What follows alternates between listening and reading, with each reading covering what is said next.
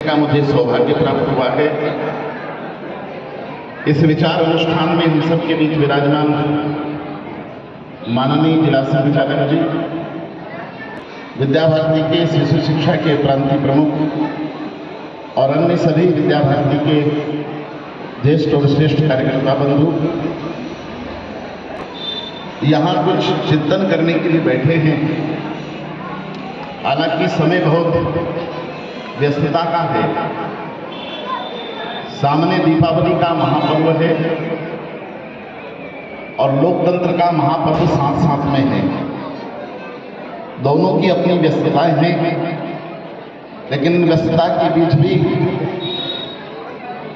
कभी कभी कुछ समय नहीं होता, मुहूर्त होता है। और भारतीय संस्कृति ने कहा, समय चूको तो चूक जाना, लेकिन मुहूर्त मत चूक जाना।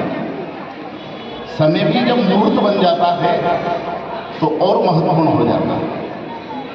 और इसे मुहूर्त के मंगलमय अवसर पर हम कुछ विचार कर रहे हैं।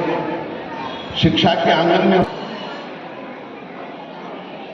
जैसे किसी पेड़ की अंतिम उपलब्धि उसका फल होता है, वैसा ही किसी मनुष्य की अंतिम उपलब्धि उसकी संतान होती है।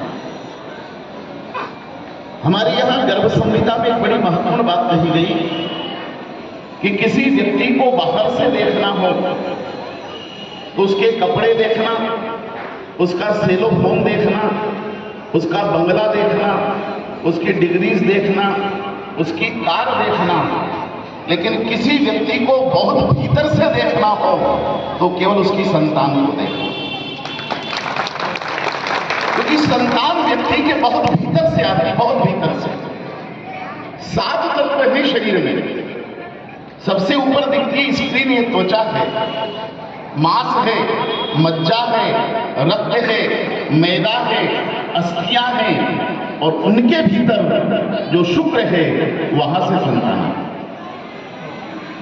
इसलिए किसी व्यक्ति का बहुत भीतर तक अध्ययन करना हो तो केवल उसकी संतान देखना, और किसी व्यक्ति का बाहरी अध्ययन करना हो तो उसका मकान देखना। तो महाराज दशरथ जी ने अपने बड़े कुमार को वशिष्ठ जी की गोदी में रख दिया। कहा, नाथ के कौशल्या नंदन में बड़े राजकुमार हैं, सबसे पहले इनका नामकरण कीजिए। वशिष्ठ जी ने थोड़ी देर तो राम जी का दर्शन किया, लेकिन नजर वहां से हटा ली और सीधी दशरथ जी के चरणों पर टिका दी। दशरथ जी को संकोच हुआ कि गुरु जी मेरे चरणों को क्यों देख रहे हैं, तो उन्होंने परम सुख की धोती पहनी हुई थी, उसमें अपना पैर छुपा लिया।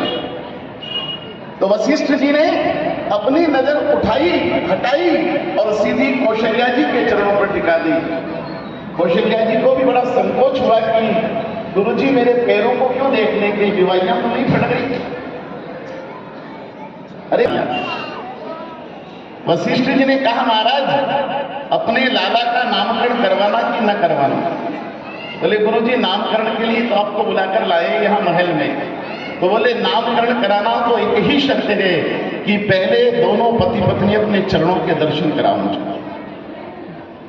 दशरथ जी ने हाथ जोड़ दिए, बोले, गुरुदेव आप गुरु हैं, हम शिष्य हैं, हम आपके चरणों के दर्शन करें तो पुण्य मिलता है, आप हमारे चरणों को देखोगे, पैरों को तो पाप लग जाएगा।